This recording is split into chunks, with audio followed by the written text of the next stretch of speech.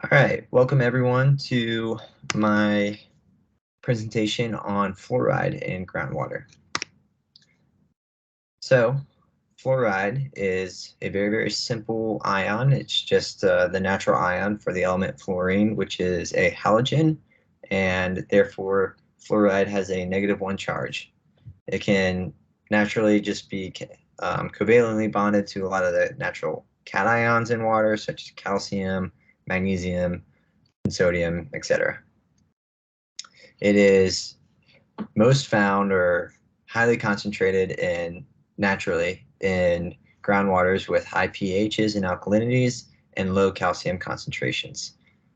Because fluoride likes to adsorb to or covalently bond to calcium, if there is a lot of calcium in the water, then the fluoride is going to adsorb to that and bond to that rather than just be present in the groundwater. Therefore, low calcium concentrations are great.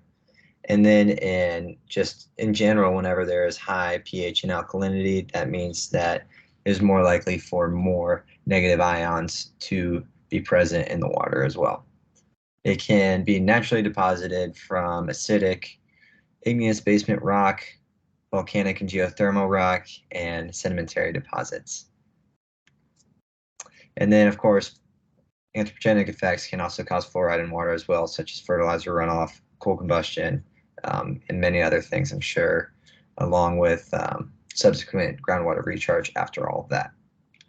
You can see right here on the figure to the right, this is a model that was done that predicted high fluoride concentrations in natural groundwater in these areas. So the middle of the United States, eastern Brazil, central Australia, and then areas scattered between Asia and Africa are all more prone to just have higher fluoride concentrations in their groundwater or hotspots for it. So the EPA is what regulates our drinking water treatment. I'm sure everyone has learned that so far in this project. And for us in fluoride, the maximum contaminant level is 4 milligrams per liter. So if it goes any farther than that, then the water treatment facility has to notify all their customers and say, hey, there's way too much fluoride in this water. But the EPA set a goal for all these treatment facilities to try to shoot for 2 milligrams per liter of fluoride in the water instead, rather than just 4. But you also see third-party organizations recommend more optimal levels of 0.7 milligrams per liter to 1.5 milligrams per liter from third-party organizations such as the Department of Human Health and Services, CDC, and then I believe the World Health Organization recommends 1.5 milligrams per liter. This is really interesting because the goal isn't to get fluoride to 0, it's actually to get it to an optimal level, which makes fluoride really interesting and highly debated for what concentration should be in the water. This is because if you don't have enough fluoride, you actually get a disease called fluoride deficiency. And this can cause tooth decay, and it can cause your bones to be brittle.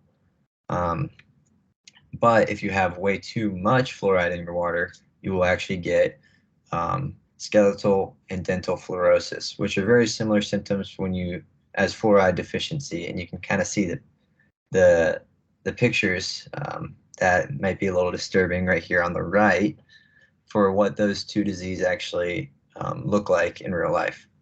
And people of all ages are prone to get both fluoride deficiency and fluorosis, but children are the ones that are most vulnerable to it because they're the ones whose teeth and bones are still growing. If a water treatment wants to add fluoride to the water, they'll just do that chemically, but if there's too much fluoride in the water, they can remove it through coagulation, absorption, ion exchange, and then reverse osmosis. Thanks everyone for listening.